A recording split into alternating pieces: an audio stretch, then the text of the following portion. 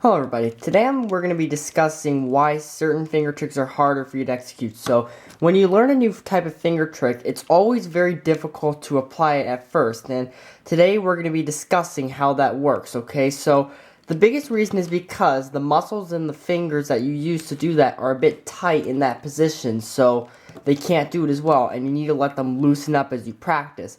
This is very similar to what you do when you have your legs forward and you try to stretch and reach your feet. So it's the same concept. It's because all your muscles are tight and they need to get loosened up, okay? So that's why it's harder, okay? So take this for example.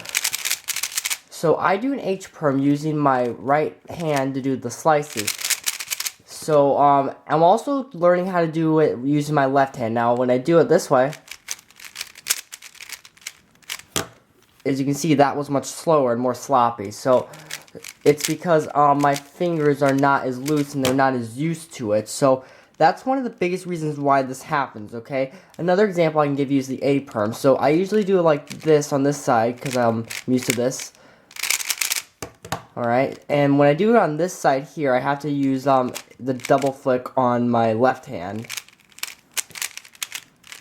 So as you can see, that wasn't quite as good as the other one was. So really what it comes down to is practice, and you need to make sure that your muscles loosen up. So it may seem hard at first, but don't give up, okay? Another thing that can be a problem is sometimes you may not be doing the finger trick quite right, okay? So you have to really mirror it if you can do it on the other side, okay?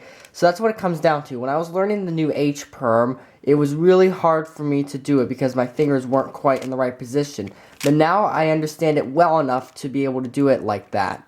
Alright, and the last example I'm going to give you is the E-perm. So I do it like this, where I use the D move like this, okay? So that's how I do the E-perm, and when I first learned it, it was very difficult for me to learn how to do this, okay?